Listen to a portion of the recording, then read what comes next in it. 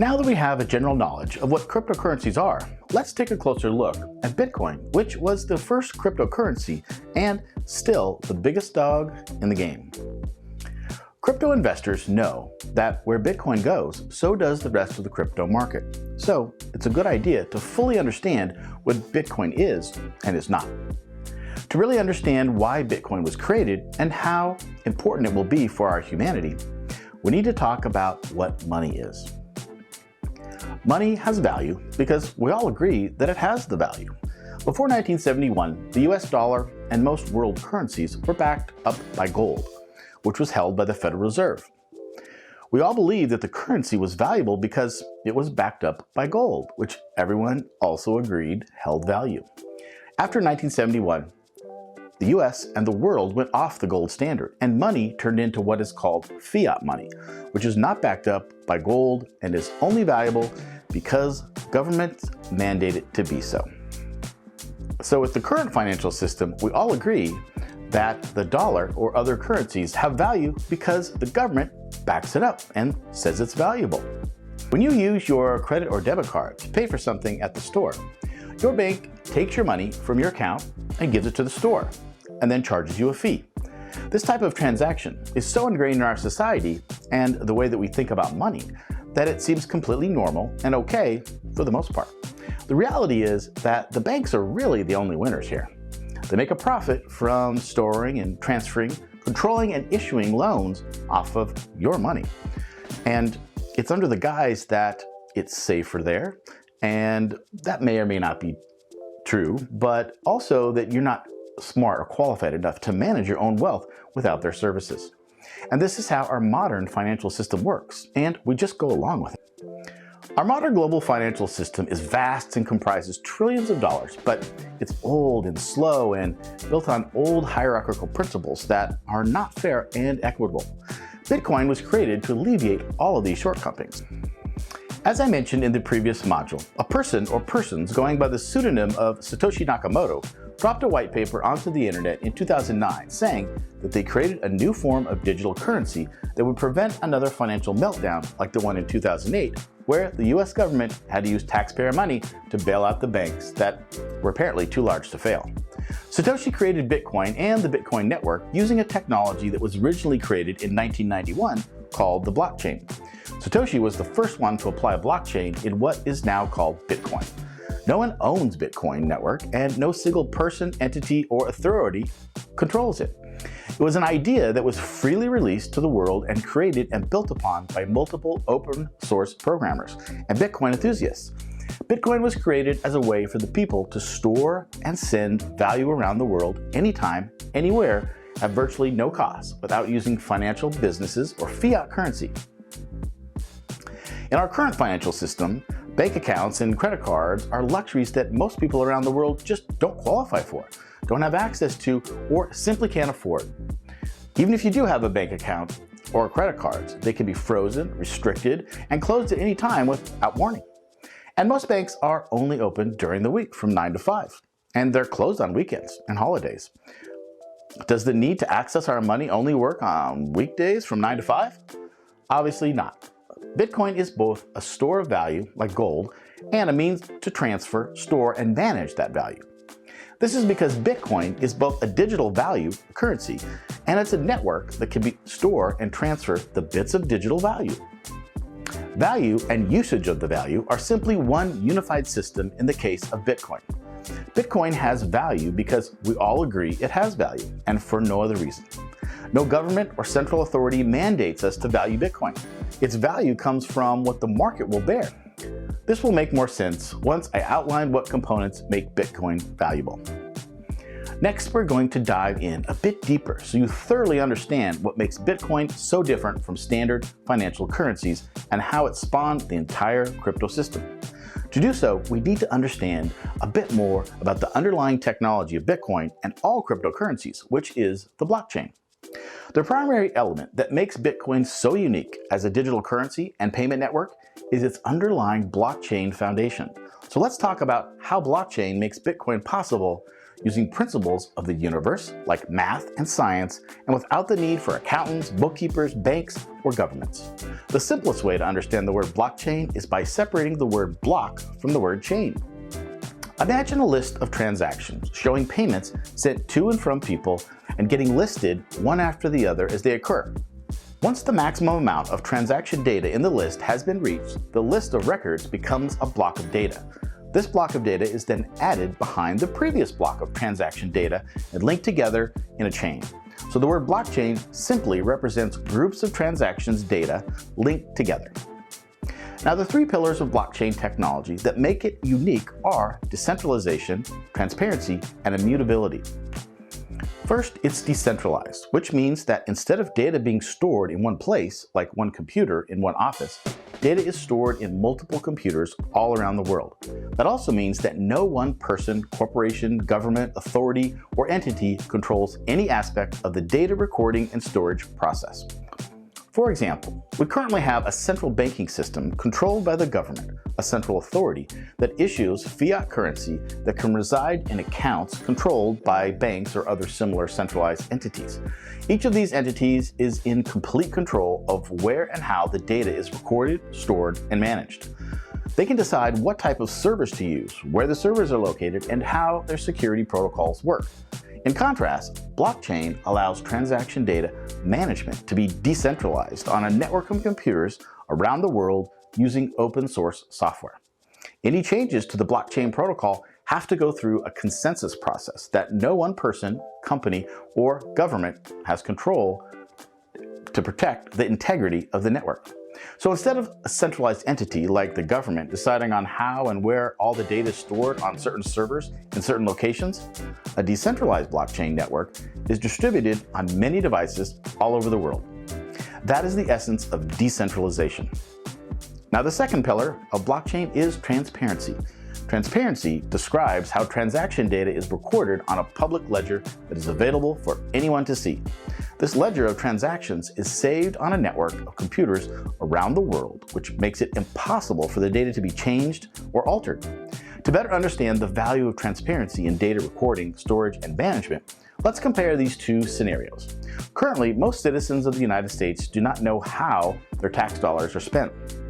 We just have to take the government's word for it and draw our own conclusions from media stories.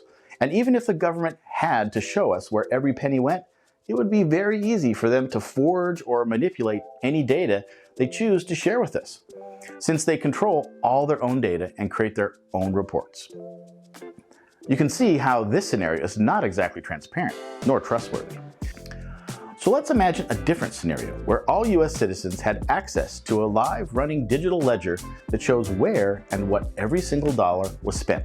Basically, everyone can see a full disclosure of how our government is managing our money. The third pillar of blockchain technology is immutability, which means that the data recorded and stored on the blockchain cannot be changed, forged, or altered. This is achieved through math and computer science, and more specifically, cryptography and blockchain hashing. Bitcoin was the first use case of blockchain technology, and every other cryptocurrency followed suit and is also built on blockchain technology. Now that we understand what blockchain is and how it works, let's connect the dots between Bitcoin and blockchain. In the Bitcoin network, each block of transactions has a programmed maximum amount of data it can store.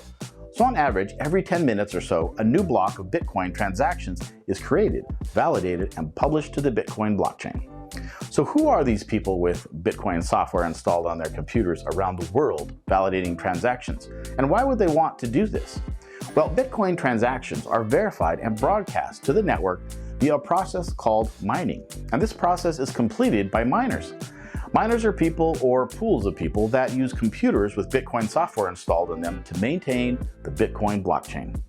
Maintaining the blockchain involves keeping the Bitcoin ledger clean, consistent, and permanent by grouping new transactions into blocks and publishing them on to the rest of the network for verification. For a new block to be accepted by the network, miners compete with each other using computing power to verify transactions in exchange for rewards. These rewards are in place to incentivize miners to participate in the mining process and ensure the Bitcoin network continues to be audited and maintained. The miners are rewarded with newly minted Bitcoins that were not previously circulating and transaction fees for the Bitcoins that were already circulating. The Bitcoin supply, a characteristic Satoshi Nakamoto programmed into Bitcoin, will only ever have a maximum supply of 21 million Bitcoin. Satoshi implemented a maximum supply of Bitcoin so it would mirror an inflation rate similar to gold. And thinking back to the mining process we discussed previously, you will start to see many similarities between Bitcoin and gold, which were all by design.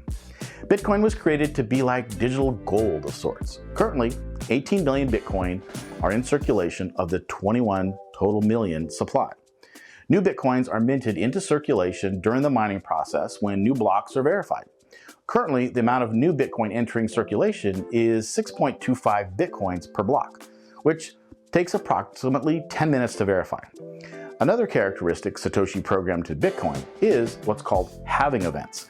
Halving refers to the reduction of Bitcoin block rewards issued to the miners by half.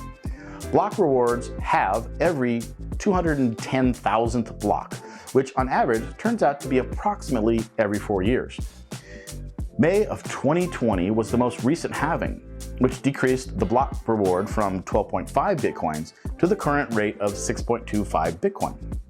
So, at the time of this video, about 900 new Bitcoins enter into circulation every day until the next halving event, making the annual inflation rate 1.8%. The advantage of having a fixed supply is that Bitcoin inflation will eventually reach zero once the last Bitcoin has been mined. Currently, the last Bitcoin will be mined in the year 2140, which is about 120 years from now. A fixed supply and high demand create scarcity, which typically increases the value of assets like gold and can be expected to play out in the case of Bitcoins as well, based on its performance in the past halving events. Another advantage of fixed supply is that you don't experience issues like what we've seen with the US dollar. Bitcoin was programmed in such a way that new Bitcoins enter into circulation at a fixed rate that halves over time to curb inflation, and new Bitcoins are distributed to miners proportionately to the amount of work they produce. The US dollar, on the other hand, doesn't have a fixed supply, so at any time the government can print more fiat money. And who decides who gets the money anyway, and where does all the newly printed money go? Is it distributed equally to people who are producing the economy, like in the case of Bitcoin miners? Nope. The people or corporations next to the government usually get the new free money, typically in the form of low-interest loans, which is not fair and a neutral way of adding US dollars into circulation. In the last few years, the US government has printed an unprecedented amount of fiat and resulted in hyperinflation, devaluation of the dollar, which has greatly reduced the purchasing power of the US dollar over time. In contrast, Bitcoin over time will increase in purchasing power, and the available supply continues to decrease so long as the demand remains steady and most likely increases in these times of uncertainty. Do you always have to purchase a whole Bitcoin when investing in it? Just like a dollar can be divided into smaller units like quarters, dimes, nickels, and pennies, Bitcoin can also be divided into hundreds of millions of a Bitcoin, which are called Satoshis or sats, by the way. One Satoshi is 100 millionth of a Bitcoin, or Bitcoin to the 8th decimal place, which is represented as a decimal followed by 7 zeros and then a 1. Smaller units of Bitcoin and standard denominations make using Bitcoin as a day-to-day currency much easier, as it would be too limited to try to pay for things with one whole unit of Bitcoin, which at the time of this video is worth about $30,000. That would be like trying to buy a bottle of water with a gold brick, which really wouldn't work too good. Satoshi Nakamoto knew that in order for the currency to work in a society as a medium of exchange, it must be easily broken down into smaller increments so it can easily represent a value equal to any goods and services available in the economy for exchange. And Bitcoin is more than sufficiently divisible, as it allows for quadrillions of individual units of Satoshis to be distributed to anyone around the world. To store, transfer Bitcoin, you just need to use wallets. Now, there are several types of wallets, and some types are more secure than others. The two general categories of wallets are hot storage, and cold storage. Hot storage, or software wallets, are wallets that are on devices connected to the internet, like a computer or a smartphone. And cold storage are wallets on devices that are not connected to the internet, like dedicated cryptocurrency hardware wallets. There's devices like Ledgers, Trezor, or BC Vault. Cold storage hardware wallets are the safest type of wallet because they're just not connected to the internet where you risk getting hacked. So as far as wallets go, I highly recommended investing in a hardware wallet like the Ledger or Trezor for storing and transferring your cryptocurrencies, as they are a safe form of cold storage. Make sure you only buy hardware wallets from the correct official manufacturer's website to avoid getting hacked. Never buy a used hardware wallet, and always buy directly from the manufacturer. All crypto wallets generally consist of two things: private keys and public keys. Keys are also referred to as addresses. So what is a private key or address? A private key in regards to crypto wallets is a secret 256-bit alphanumeric number that is randomly generated using cryptographic math functions. The degree of randomness used when generating a private key is so random that it's been described that there are more possibilities for creating a unique private key than there are atoms that exist in the entire known universe. So you can see how the odds of creating a duplicate private key is nearly impossible. A private key is the most important thing to keep safe as a crypto holder, because your private keys give you complete and full control over any crypto associated with it. Using a private key, anyone can make irreversible crypto transactions, meaning they can send crypto to any other person or place without you being able to undo the transaction. Now, from the private key, a public key is generated. So what's a public key? Public keys are similar to private keys because they also have alphanumeric numbers. However, they're derived directly from the corresponding private key using cryptographic math functions. And the function operates in such a way that it's impossible to reverse engineer a public key to figure out the corresponding private key. So a public key or address is used only to receive crypto from others. You cannot use the public key to send crypto, only receive. So you could post your public key on a public website so that anyone who comes across it can send you crypto. So to put it simply, private keys are for sending and spending crypto, and public keys are for receiving crypto. A good analogy is your traditional bank account. You can provide anyone with your bank routing number and account number to receive electronic transfers from them. However, just a routing number and account number, they cannot access your actual bank account to spend your money. So think of the combination of a bank routing number and a bank account number as your public key or address. Anyone can use it to send you money. Now let's think about your online banking account, your username and your password. Using online bank account login credentials, depending on how your bank operates, someone could access your account and transfer funds from it. So think of your online bank account username and password combination as your private key. If someone logs in as you, they could initiate transfers of funds out of your account. Now that we have a thorough understanding of what Bitcoin is and how it works, what determines the price of Bitcoin or any cryptocurrency? The simplest answer is simply supply and demand. As demand for Bitcoin increases, the supply decreases, which causes the price of Bitcoin to increase. But why would anyone want to trade their valueless fiat for internet money? Well, a lot of people have lost faith in the government, the stock market, and financial systems at large. And since the printing of trillions of US dollars causes inflation, Satoshi revealed his idea for Bitcoin in 2008 in the midst of our last financial crisis and launched it in the following year of 2009. So Bitcoin was actually designed to be a hedge against our current financial system. Bitcoin was born during a crisis and was built to survive crisis. It's what is called hard or sound money. Another significant reason is that the Bitcoin network has never gone down or has never been hacked in its entire existence.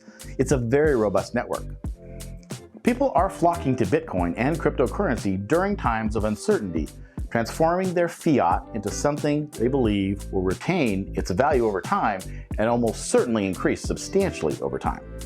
As we discussed previously, programmed halving events decrease the supply of new Bitcoin entering circulation, and the price of Bitcoin increases when supply decreases and the demand increases.